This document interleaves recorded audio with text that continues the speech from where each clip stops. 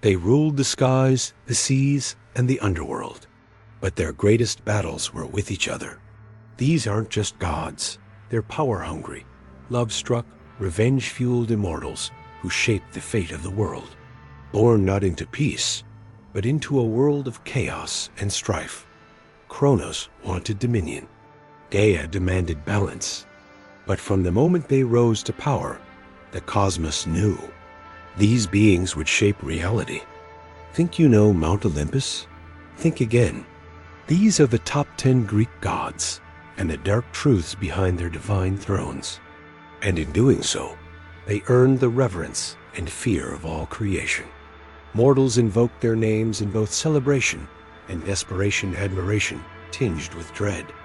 They prayed to them with offerings on altars, hope on their lips, and fear in their hearts.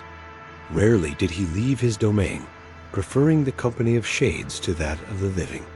But it was in a rare moment of passion that he claimed Persephone as his bride, forever linking the world below with the cycles of life above. The Olympians, children of Titans and primordial forces, goddess of wisdom and strategic warfare.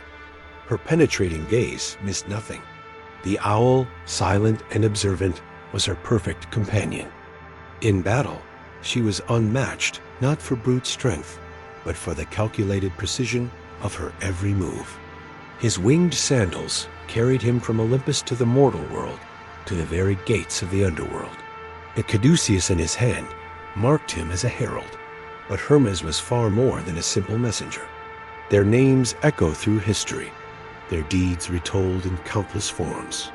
For though the altars may have grown cold and the offerings ceased, the gods of Olympus live on in the stories we tell, the art we create, and the very language we use to describe the world around us. God of travelers, merchants, and thieves, his clever mind and silver tongue could talk his way out of any situation or into any treasure vault. In their tales, we see reflections of ourselves, larger than life, and yet all too familiar.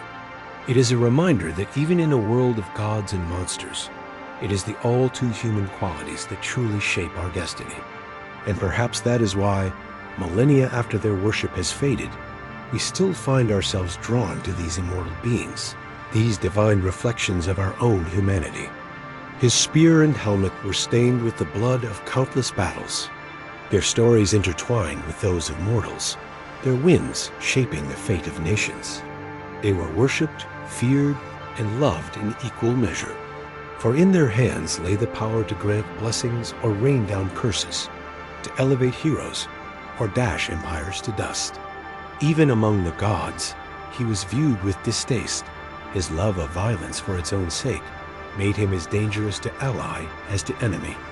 Yet in the arms of Aphrodite, he found a passion to match his own, their affair a scandal that rocked Olympus. Cities flourished under her patronage, for she valued not just victory, but the arts of peace that followed. Unlike the Titans, their predecessors, raw and untamed, the Olympians were the refined embodiment of cosmic order. They didn't merely exist, they ruled.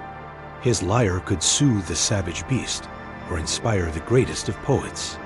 Under the light of her moon, she ran with her hounds, bow in hand. Protector of the young, especially young girls, she vowed to remain forever a virgin, free from the bonds of marriage or motherhood. With a glance, she could ignite passion or sow discord. The dove and the rose, symbols of peace and beauty, were hers, yet her power was anything but gentle. From her union with Ares came Eros, known to the Romans as Cupid, whose arrows could pierce the hearts of gods and mortals alike. In her realm, the untamed forests and mountains, she was both hunter and guardian, fierce and nurturing in equal measure. But Apollo was more than beauty and art. He was the voice of prophecy, speaking through the oracle at Delphi. The future itself seemed to bend to his will, yet even he could not escape the threads of fate. To the Greeks, they were necessary, noble, and terrifying. Their temples dotted the landscape. Their statues adorned cities.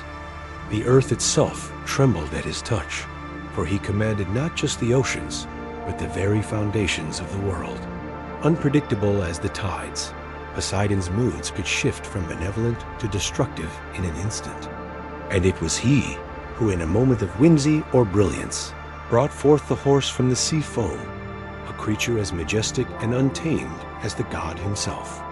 Zeus, king of the gods, lord of the sky. His domain, the vast expanse above, where thunder rolled and lightning cracked. In his hand, the thunderbolt, a weapon of unimaginable power. But it wasn't just his strength that defined him. It was his appetites.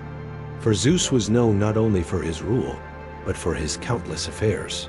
His children scattered across the mortal and divine realms like stars in the night sky. Beside him, Hera, queen of Olympus, guardian of marriage and family. The peacock, resplendent and proud, was her symbol. Yet beneath that regal exterior burned a fierce jealousy, a rage born of betrayal. For every affair of Zeus, Hera's wrath found a new target. But make no mistake, her fury was matched only by her devotion to her role as queen, a position she guarded as fiercely as any treasure. From the depths rose Poseidon, lord of the seas. His trident could calm the waters or whip them into a frenzy.